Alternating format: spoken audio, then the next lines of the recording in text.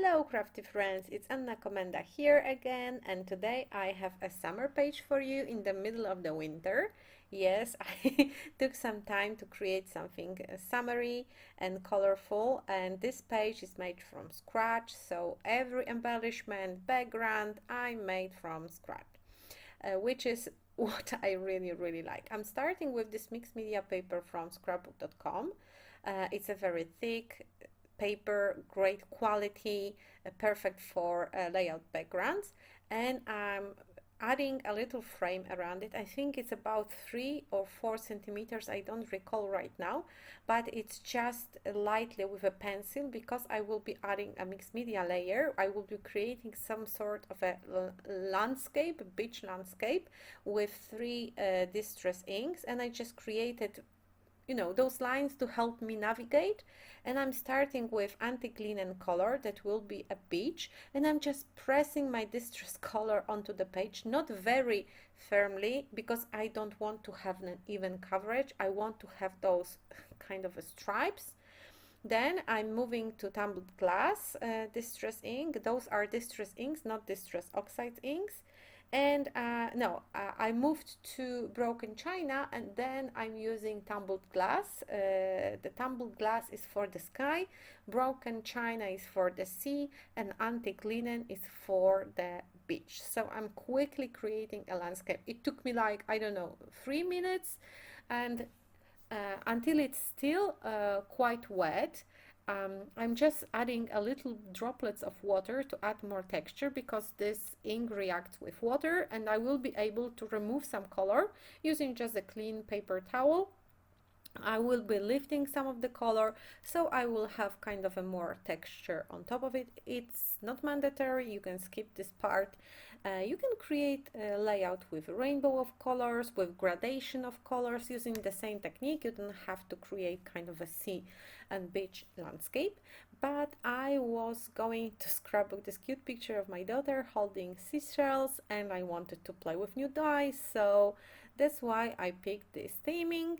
But I will for sure repeat the same technique with a rainbow order because I love rainbows. You can use distress oxide inks, they will work very similarly, but in time they may oxidize on the background, so they will change the color slightly. And even the color you are seeing right now, it's still kind of wet. When it will be dry, it will be a little bit lighter. I reached for sun-kissed pattern paper collection to add some layers under my picture. There are 6x8 and A2 size paper pads. You can use both of them because the patterns are exactly the same. Smaller paper pad isn't like the shrink version. It's like a smaller piece of the same pattern. I'm adding a layer of cardboard under my picture to add a little bit of dimension, and I am gluing everything down to my background. I just added those flamingo paper and some purple paper too. Next step, it took me a while, I won't lie to you, was die cutting those images. So I used beach vacation and summertime dies. They are from scrapbooked.com, they are exclusive for scrapbooked.com, and I used kind of a element without this white outline. Each die has the shadow die also, so if you would like to add white frame around it, you can use the shadow die. I didn't use because I just prefer my dies to look like this. They are more fragile, but for my layout it didn't bother me at all. I reached for many paper pads with plain color cardstock, all from scrapbook.com. They have a big variety of those smooth cardstock pads in different theming: Christmas, summer, Halloween, neutrals, flowery, yellows, etc. So you will really have plenty of colors to choose from and create exactly what you like. I wanted vivid colors, so I reached for those, and I used the packaging of the dies as a guideline for what color should I use. It took me, I would say, 2 hours, maybe more, to cut those out, glue this out together. But I was watching my favorite show on Netflix, so it was just, getting my hands busy. And you are not seeing me cutting out all those elements because, believe me, it would be a very, very long video. But I have a sandcastle, I have an umbrella, I have palm trees, a beach bag, beach ball. I have some critters like seagulls, I have a crab, I have seashells in variety of colors, and I can build a whole scene using those. Some of them are glued down flat, some of them are glued down with a piece of foam tape for more dimension, because I love dimension.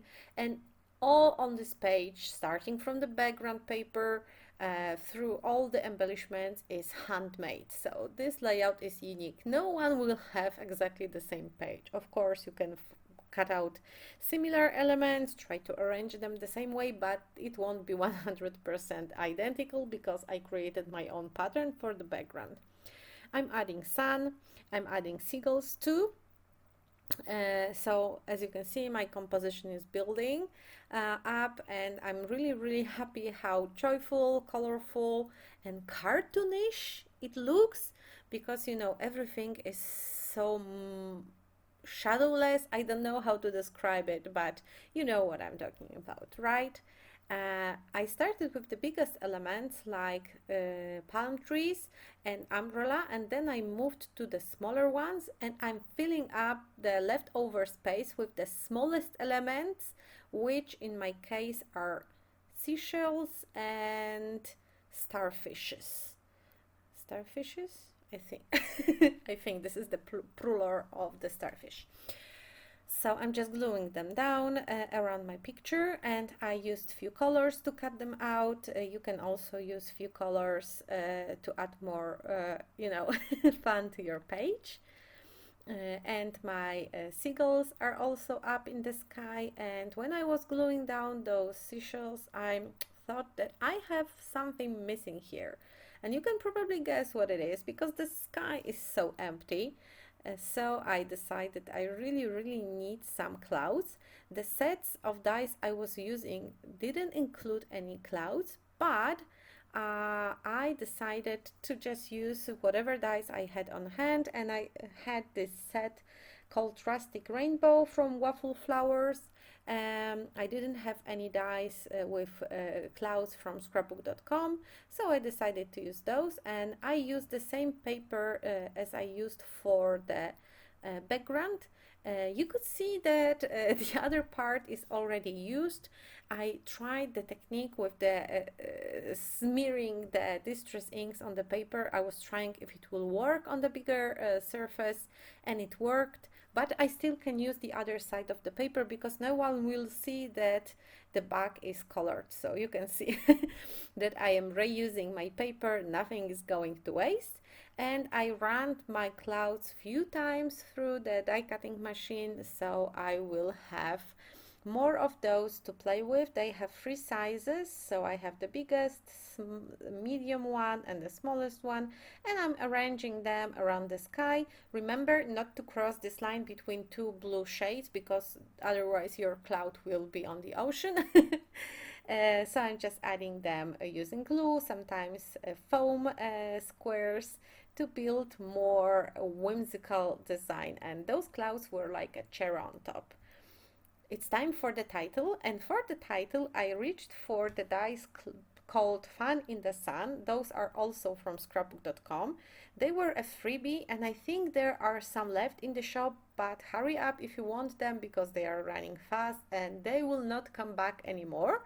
And as most of the scrapbook.com dies, they come with a shadow die, but I didn't use the shadow. I only cut it out Fun in the yellow color and Sun in the pink color. And for the title, I am using a new cardstock product. This is the glossy cardstock.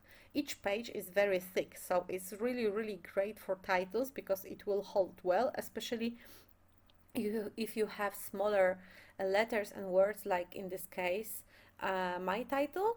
It has this glossy finish, really fun for extra texture, extra interest into your projects. And now I'm adding word sun using different color, and there are actually, I think there are 3 paper pads with glossy. One is pastels, one is rainbow, and one is just black and white. Black and white will be like amazing for card sentiments. So you can have white and you can have black, very thick paper. You don't have to layer few layers of thinner cardstock, and it has this shine like with embossing powders. It's really fun product. I will be gluing the fan in the yellow part directly to the page, but for the sun, as the letters are a little bit thicker, I can go with dimension, and I'm playing with those foam strips. There are my favorite foam product from scrapbooked.com, and I really love them. They come in 3 kind of thicknesses, 1, 2 and 3 millimeters, and they are bendable. They are perfect for shakers. I always have to have them in my stash because I use them so much, and one sheet will last you for such a long time. So yeah, one of my favorite products for creating dimension.